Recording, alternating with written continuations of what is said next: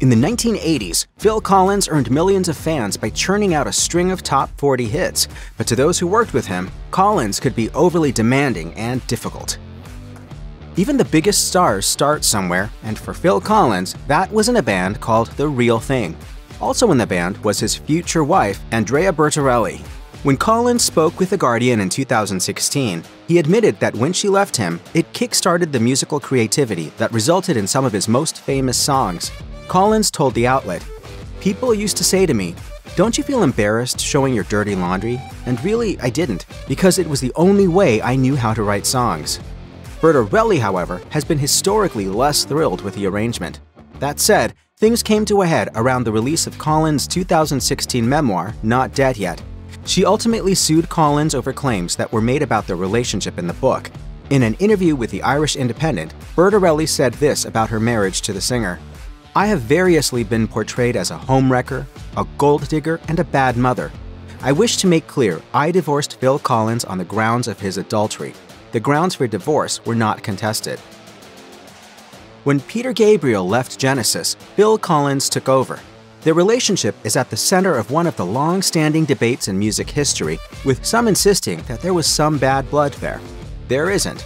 When Genesis went on their farewell tour, Gabriel was there. He told Mojo, "Phil wasn't in as great a shape as he used to be, but they did a great job. Me going was a rite of passage, really. I'd been part of the creation of Genesis, so I wanted to be there at the end."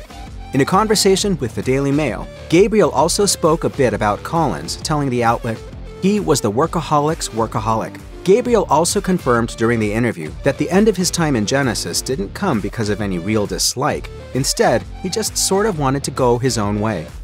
Clearly it was good for them because it sort of brought Phil out front and gave everyone a bit more space. Chester Thompson was first recruited to join Genesis as a touring drummer in 1977 and later stayed with Collins when he went solo.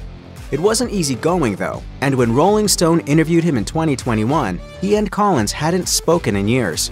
Thompson said he never doubted that he was anything but Collins' backup drummer and went on to play his final show with the singer in 2010. Thompson recalled the events of that show to Rolling Stone, telling the outlet, "He got pretty frustrated with me and literally cussed me out in front of everybody. He told me that I sounded like crap and all that. The vibe just changed. It was different." Thompson added that although he'd moved on, it kicked off years of silence. When Rolling Stone spoke with Bill Bruford about his time with Genesis, he acknowledged that Phil Collins would often become irritated with his tendency to improvise while performing. "I didn't have much emotional involvement with the music. I was accustomed to being very involved in the mechanics of the music." In Genesis, chapter and verse, Bruford recalled being told that he needed to sound just like Collins did in the studio, so it caused a bit of a rift.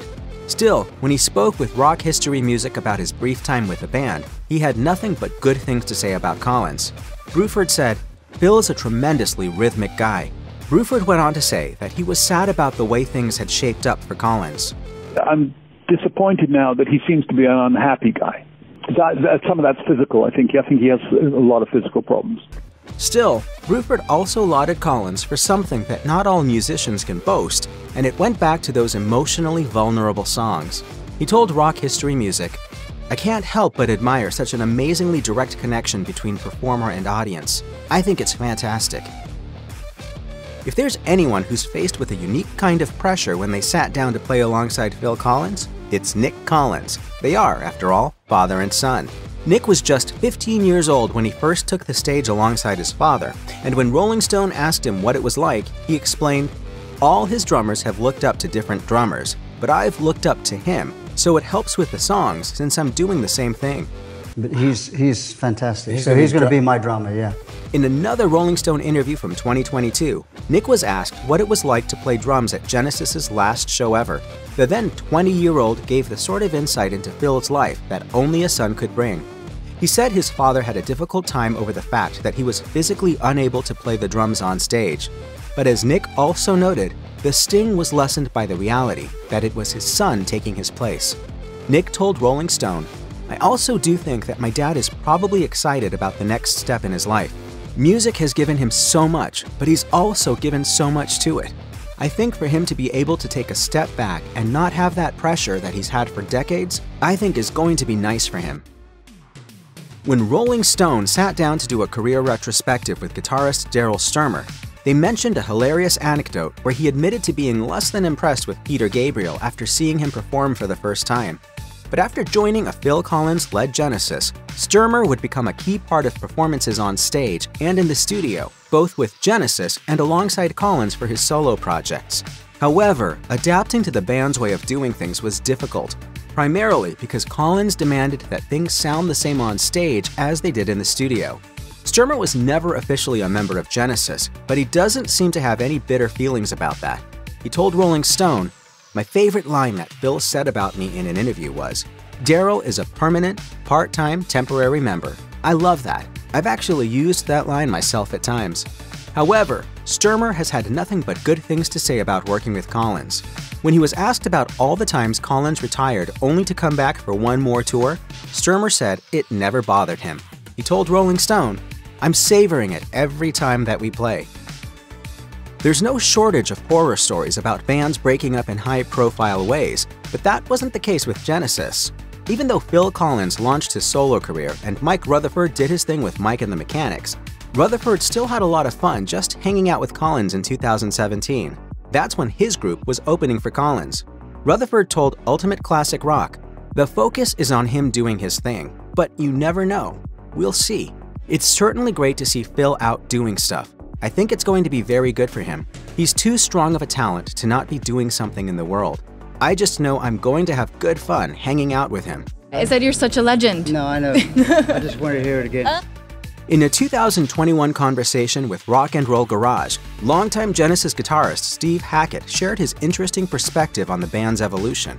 In the interview, he described the transition between Peter Gabriel and Phil Collins. Gabriel, he said, was a David Bowie-esque actor, performing for an audience in a very visual way. Collins, however, was very different. Hackett told the outlet, "He was very, very good. I think to be able to hold the audience in the palm of his hand, it was something that Phil had because he had the common touch." When Hackett sat down for a chat with Ultimate Classic Rock, he was asked about something that Collins alleged in his memoir.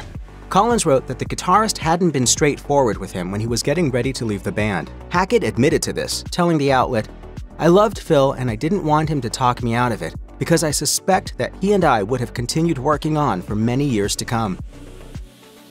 John Bonham's 1980 death saw Led Zeppelin going on hiatus, and it wasn't until 1985 that they returned to the stage to perform a 20-minute set for Live Aid. It was an honorable enough return, but it didn't exactly go over well with the public. As Far Out explains, they needed a drummer and chose Phil Collins, but it wasn't that easy of a transition for him.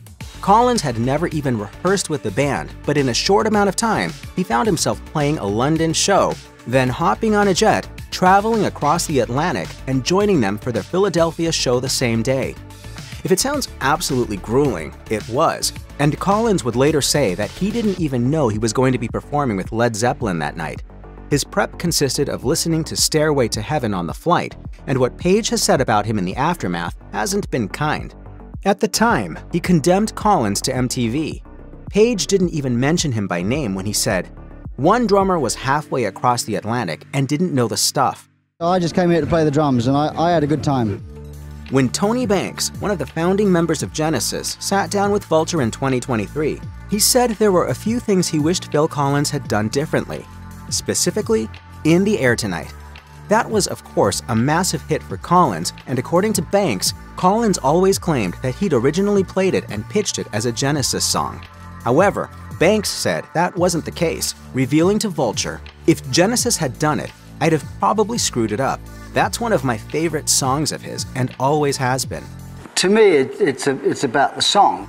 He also confirmed that yes, fans had definitely seen the end of Genesis, but it wasn't arguments or conflict that had put an end to the whole thing. Banks told Vulture, "I don't think there's anything else left. The well is dry. We can't tour anymore because of Phil's state, so that's the end of that." By the time Marilyn Martin joined Phil Collins for the hit Separate Lives, she'd already been featured on albums with acts like Joe Walsh and Stevie Nicks. In 2013, she was interviewed for the blog Kicking It Old School and said that she had nothing but fond memories of the song. Martin told the outlet, "Phil is perfection. I was around him for a long period of time when we filmed the video, and he was very kind and extremely focused. When I began work on my album, he sent me a cassette of some songs that he thought I might like to record. So thoughtful." In 2017, Leland Sklar was interviewed by the German Genesis fan club, and by that time, he had already been touring and performing with Collins for about 3 decades. It hadn't always been easy though, and he acknowledged the fact that there were about 10 years that he had little to no contact with Collins. However, there was no falling out. In fact, once Collins came out with his 2016 memoir, Sklar realized what his friend had been struggling with. He told the outlet, "It used to be with Phil, like if you sent him an email, you would get a response within a few minutes. And now, you could send him emails and you might not get a response for 6 months, so he became very private and introverted." Sklar then added that although his level of contact with Collins was infrequent during this period, he still made it a point to reach out to him. Sklar told the outlet, "I was writing to him on a pretty regular basis, just saying that I don't care if we ever play music again. I just care about you as a friend. And I hope you're okay.